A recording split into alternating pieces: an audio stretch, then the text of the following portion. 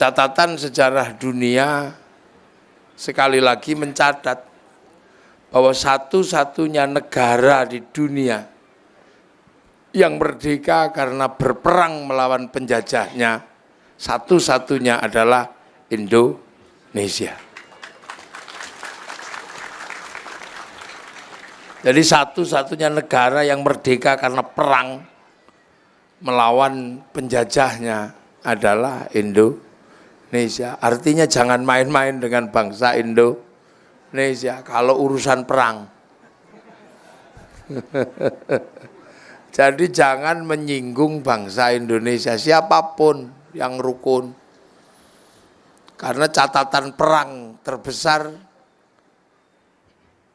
dari sebuah negara yang merdeka, yang merebut kemerdekaannya itu Indonesia. Itu makanya jaga betul rasa aman dan jaga betul harga diri bangsa Indonesia. Karena kalau enggak, jangan dikira bangsa ini diam itu tidak ahli perang. Bangsa ini jago perang. Karena bangsa ini mencatat bahwa 1250 sekitar 800 sebelum Indonesia merdeka.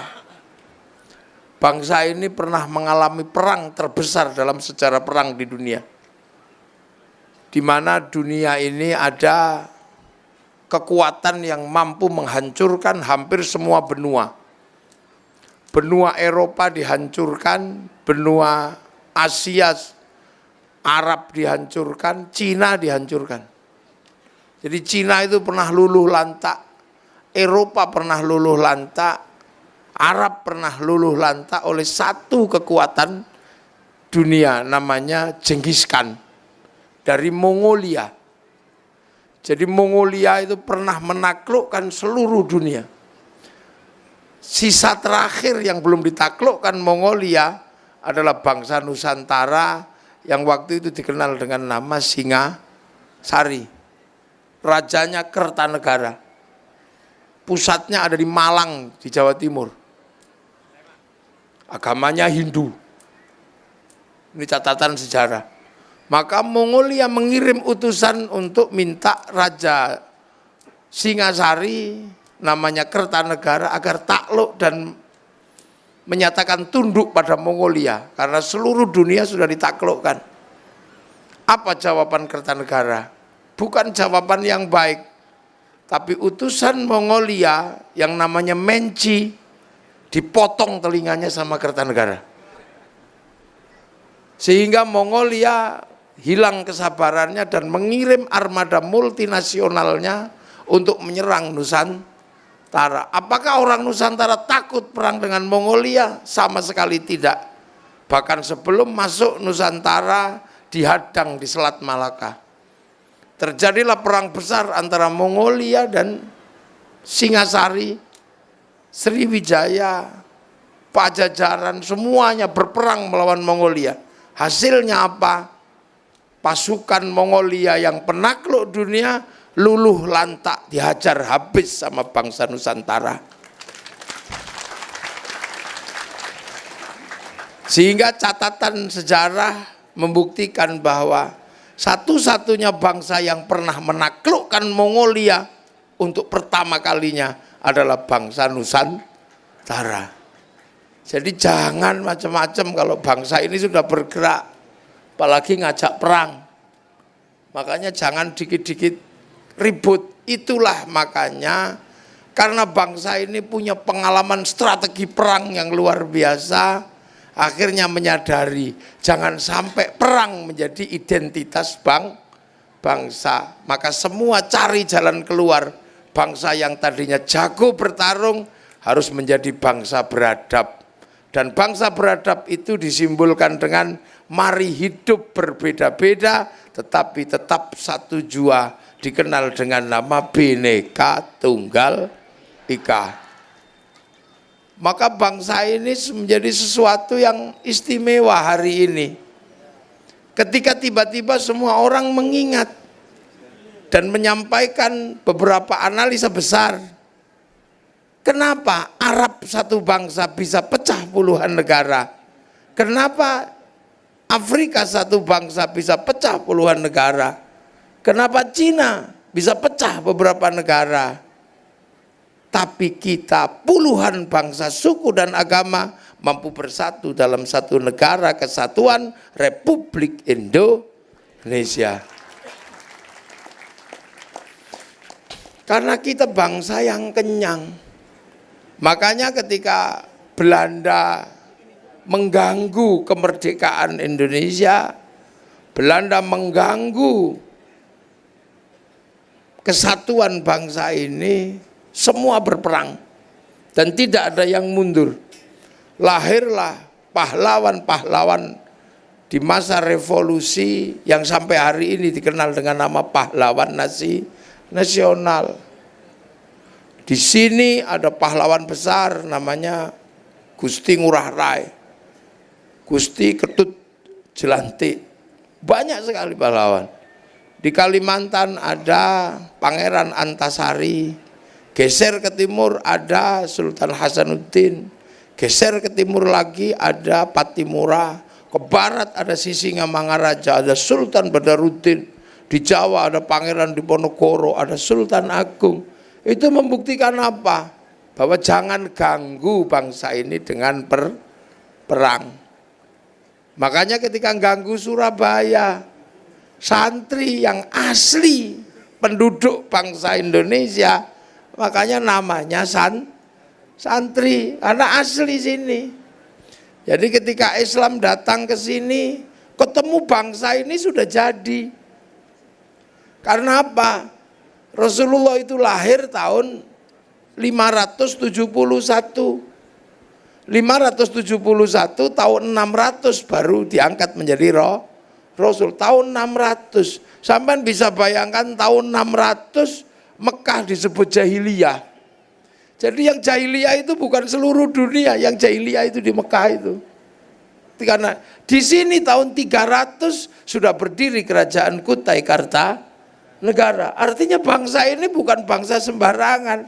Tahun 300 sudah bisa menata dirinya, membentuk kerajaan besar namanya Kutai Kartanegara. Yang Linggayoninya nggak main-main. Sekarang paling Linggayoni gedenya segini. Linggayoni Kutai Kartanegara sebesar pohon kelapa, batu. Di Jawa Barat tahun 400 berdiri kerajaan Tarumanegara dengan rajanya Purnawarman. Tahun 500 berdiri kerajaan besar yang sangat adil makmur, namanya kerajaan Kalingga, Ratu Sima. Tahun 450 berdiri kerajaan Kanjuruhan di Malang. Yang kemarin lapangan sepak bolanya menjadi tawuran itu. Itu karena memang di tempat itu dulu perang antara kerajaan Kanjuruhan. Semua bangsa ini sudah bergerak. Makanya ketika tahun 1400 Islam datang ke sini, ketemu bangsa yang sudah beradab. Ketemu bangsa yang maju. Para ulama, para kiai, para pemuka agama ketemu dengan para brahmana. Yang sama-sama orang hebat, yang satu punya cakti, yang satu punya karomah, ketemu. Belakang enggak dengar, sama aja. Memang soundnya ini.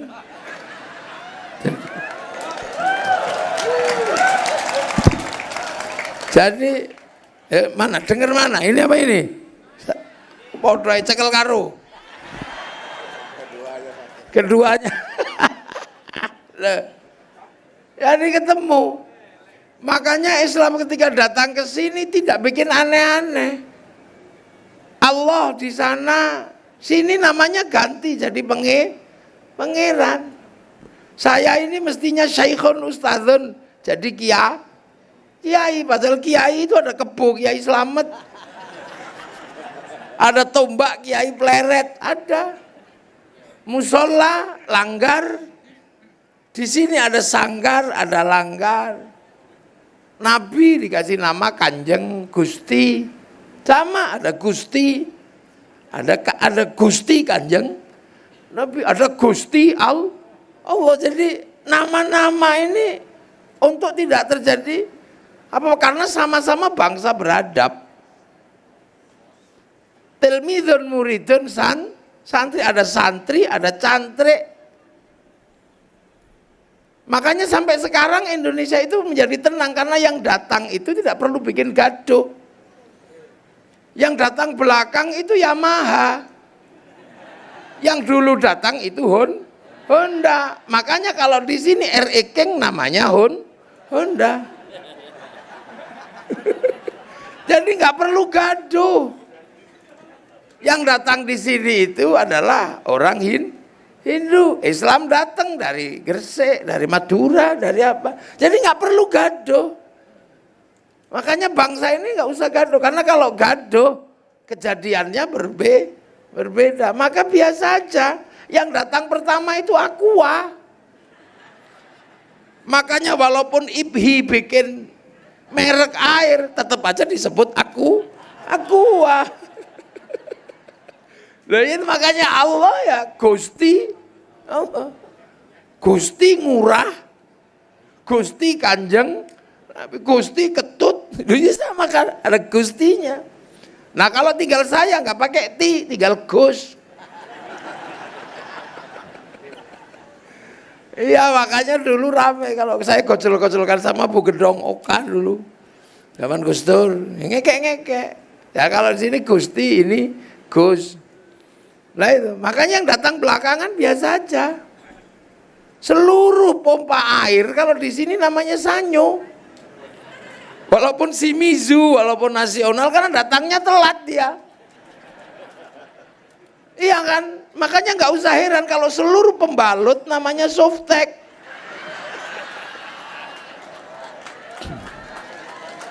Lo apapun kan? Jadi nggak usah emosi kalau tiba-tiba beli Aqua keluarnya Ades, nggak usah marah. Dan paling susah kalau ketemu ibu-ibu. Kalau lebaran paling susah kita ini. Seluruh suguhan itu bungkusnya kongwan. Begitu dibuka isinya rengginang.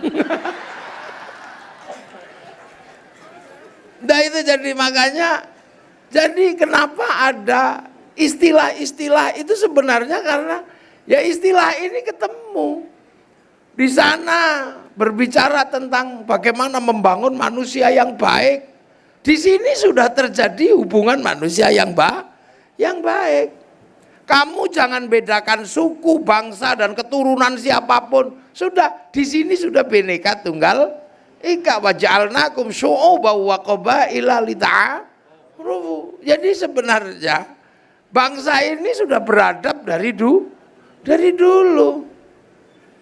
Makanya bangsa ini nggak perlu, makanya Islam datang nggak perlu ngajari. Kenapa wali itu tidak mengajarkan teori pertanian? Bangsa ini sudah jago bertani karena makanannya adalah makanan padi. Bangsa ini sudah jago berdagang. Makanya kapal-kapal bangsa Nusantara yang panjangnya 75 meter sudah sampai di Madinah lewat jalur sutra. Di laut ini, lewat tol laut kalau sekarang. Kalau jalur sutra, jalur daratan, jalur laut. Semua sampai. Bahwa perdagangan itu berhenti ke jalur internasional. Karena apa? Karena pintu perdagangan internasional dikuasai sama Portugis tahun 1515. Di mana kerajaan Malaka, ya waktu itu rajanya Parameswara, dikalahkan sama Portugis. Albuquerque menguasai selat kecil, pintu keluar perdagangan internasional. Semenjak itu negara Nusantara yang tadinya terkenal menjadi negara maritim berubah menjadi negara daratan. Dan kemudian ketika ada perjanjian di London, Traktat London, Singapura, Malaysia masuk wilayah Inggris, Indonesia dikuasai Belanda, yang sebagian timur masuk Portugis. Makanya Indonesia berperang melawan Belanda, Singapura, Malaysia dikasih kemerdekaan sama Inggris. Maka Singapura, Malaysia tidak pernah berperang melawan Inggris, dia adalah bagian dari persemakmuran. persemakmuran. Makanya Inggris penguasa waktu dunia sesuka hatinya memberikan 1 jam lebih awal dari waktu Jakarta. Makanya Singapura dan Malaysia waktunya lebih awal 1 jam dari waktu Jakarta. Dan itu sangat merugikan Indonesia karena bursa efeknya buka 1 jam lebih awal daripada bursa Jakarta. Maka jalan keluar terbaik untuk menghindari perang, dipindahlah ibu kota dari kawasan barat ke kawasan timur yang namanya ibu kota negara, pindah ke Kalimantan Timur. Ini usaha negara. Jadi ini nggak main-main sebenarnya. Cuman kalian lebih percaya sama Rocky Gerung, nah itu susahnya.